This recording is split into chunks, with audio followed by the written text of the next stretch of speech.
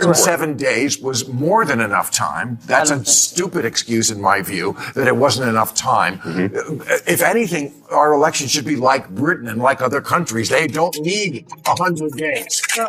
She was actually doing fine after the first few months. Next time, have an actual primary where a woman candidate can prove her worth and not just be stuck in and nominated at the very last minute because you had a dotard running that you wouldn't fess up. The Democrats are still in denial, clinging to lies to defend one of the worst decisions in their party's history. But leave it to Bill Maher to blow the lid off their delusion. On a recent episode of Real Time, with Bill Maher, the outspoken comedian, didn't hold back, calling out former DNC Chair Donna Brazile for what it is willful ignorance. She buried her head in the sand, and wasn't about to let that slide. Welcome to the channel where we break down the hottest political firestorms of the week. If you haven't already, hit that subscribe button, and let's dive in. Are we more likely to see a conservative female president before a liberal one? Oh, that's an interesting question. Okay. I think we'll see a Democratic. We've had three. We've had Geraldine Ferraro as a nominee, Hillary Clinton as a nominee, Kamala Harris as a nominee. We will have a Democratic female president in my lifetime. I say.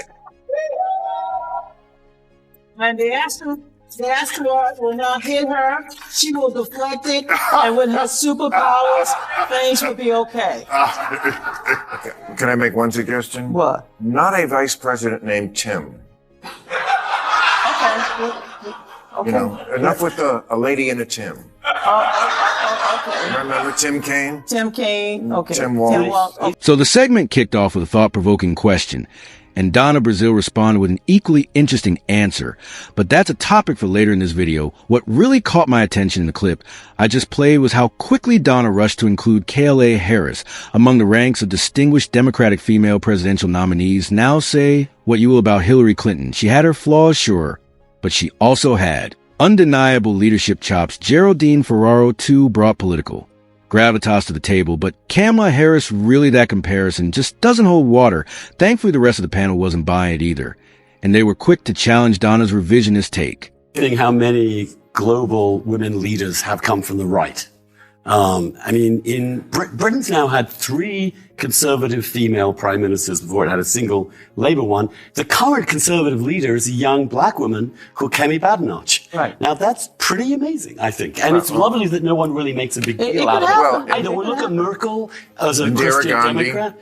Indira Gandhi. Golda Meir. You know, these are hard-ass women. Hard-ass women. And there's something about that Iron Lady kind of, I'm going to go to war with the whole feminine shtick that's kind of really potent in the human psyche. Well, I think people think that a woman leader has to kind of overcompensate a little towards strength, and people are drawn to... Andrew Sullivan and Bill Maher didn't waste time. They swiftly dismantled Donna Brazile's arguments with sharp observations and hard facts.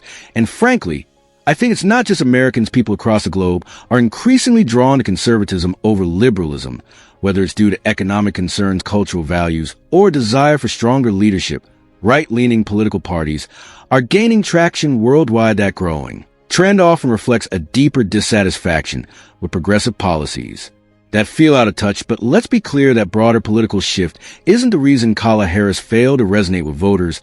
As we'll explore shortly, her loss runs much deeper than party lines. Have an actual primary where a woman candidate can prove her worth and not just be stuck in and nominated at the very last minute because you had a dotard running that you wouldn't fess up to. Well, first of all, isn't the DNC responsible for that? That's not fair. First of all, we had a primary. I don't know, but it doesn't sound too subject.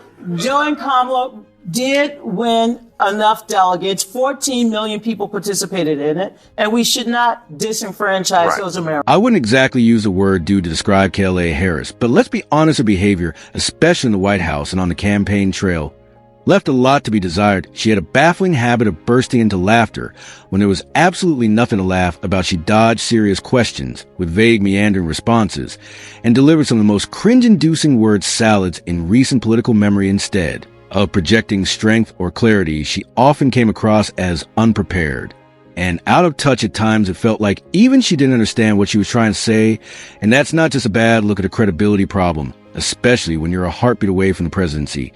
And there it is, a denial front and center. The Democrats simply refused to admit that Kamala Harris was a weak candidate. Instead, they cling to the excuse that she only had 107 days to campaign, as if that magically absolves her from failing to connect with voters they argue she didn't have. Enough time to get her message across, ignoring the fact that what little message she did manage to share was muddled, uninspiring, and often incoherent. That's not a time issue, it's a candidate issue. And this is exactly where Bill Maher stepped in, cutting to the spin with a dose of brutal honesty that the left so desperately needs but constantly resists. So many wrong things said here by everybody. I'd like to correct some of them. She's not a dotard. Shirley Chisholm didn't get anywhere. That's to our point. No, but it's a different kind. It lays some groundwork for others later. So 107 days was more than enough time. That's a stupid excuse in my view, that it wasn't enough time. If anything, our election should be like Britain and like other countries. They don't need 100 days.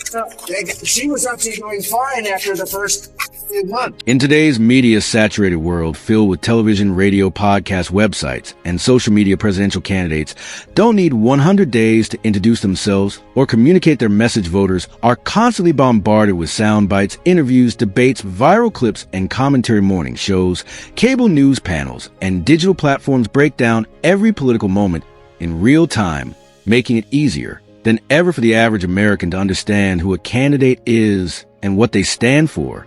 So the 107 days excuse that Democrats love to repeat just doesn't hold water. Kamala Harris had more than enough exposure.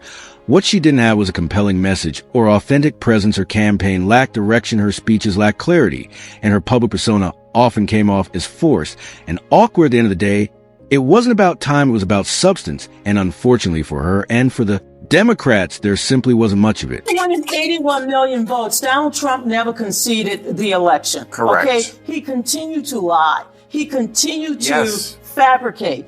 Kamala Harris and Joe Biden won the hearts and minds of the American people, as well as the Electoral College.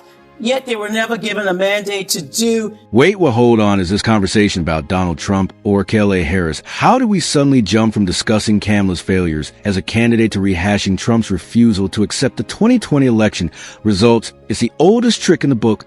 Whenever these people start losing an argument, they toss out a Hail Mary in the form of Trump. It's a deflection tactic, plain and simple. They can't defend Harris on her own merits, so they pivot to the boogeyman classic. Move anyway, let's not get sidetracked. Roll the clip, and let's keep going. Well, Harris had to step up. Now, what other Democrat could have stepped up in that period of time? We're not arguing about that. All right. We're well, arguing the then. campaign she ran. They asked her what she would do differently. She said, I can't think of anything.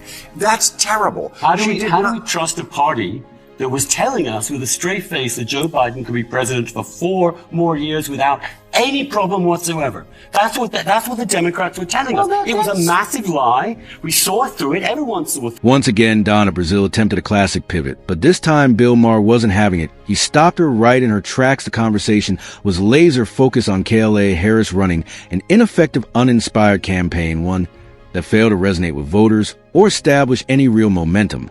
But instead of addressing that directly, Donna tried to shift the narrative.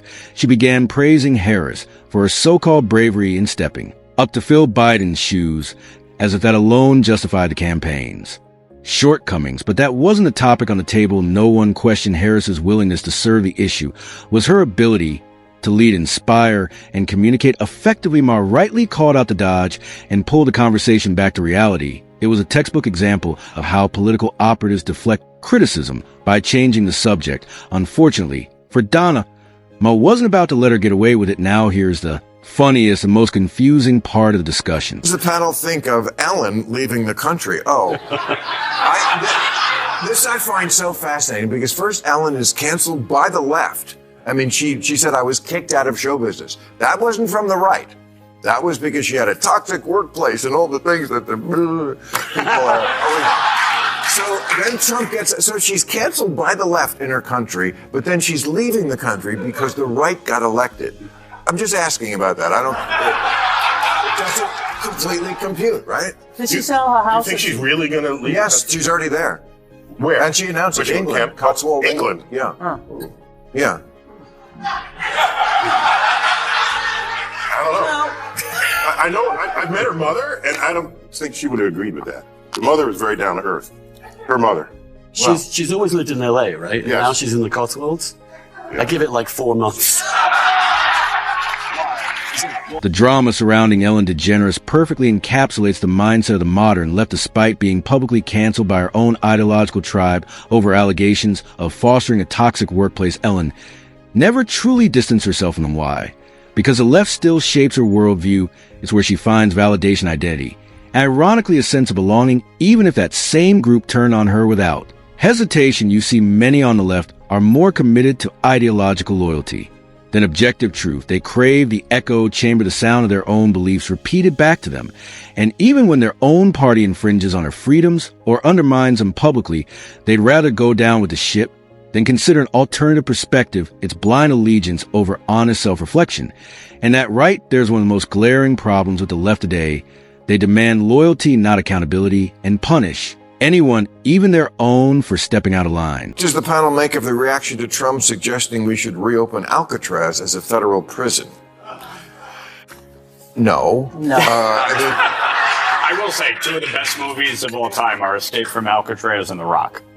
Great movies. I know, but we shouldn't make policy from watching TV, should we? I mean, it's plain that he was. I mean, it's Isn't not that often what happens? No. What really? Oh.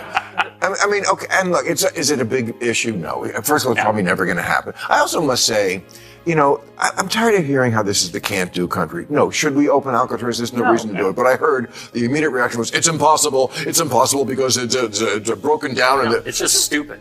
it's just stupid. But also, like, it's not impossible. I'll tell you one thing, Bill, they only dismissed the idea of reopening Alcatraz because it came from Donald Trump. That's the real reason. Had the exact same proposal been floated by a Democrat, say Joe Biden, Gavin Newsom, or even someone like Elsie, you can bet the media would have spun it as a bold, innovative solution to prison reform or overcrowding.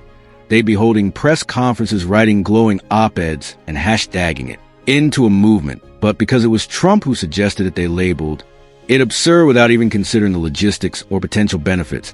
This is the double standard we're dealing with, where ideas are judged not by merit, but by the name attached to them. It's not about what's right or wrong anymore. It's about who says it. And if it's Trump, the knee-jerk reaction is to oppose it no matter what. That's not critical thinking. That's partisan reflex. At the end of the day, this entire exchange from Donna Brazile's dodging to the media's selective outrage reveals a deeper issue within the modern left. Blind loyalty over honest discourse. Kamala Harris wasn't a victim of time constraints. She was a weak candidate with a muddled message. Yet rather than confront that truth, Democrats deflect, pivoting to Trump as their go-to scapegoat. Ellen's loyalty to the very crowd that can let her shows how deep this tribal mindset runs. Even ideas with potential like reopening Alcatraz are shot down not because of the idea itself, but because of who said it. Bill Maher, to his credit, continues to challenge this groupthink, and he's right to do so until the left is willing to hold itself accountable and evaluate ideas based on substance, not party lines. It'll keep repeating the same mistakes. The echo chamber might feel safe, but it's a dangerous place to get comfortable. And with that, we draw the curtains on today's episode. If you enjoyed it, then hit the like button and subscribe to this channel for more videos like this.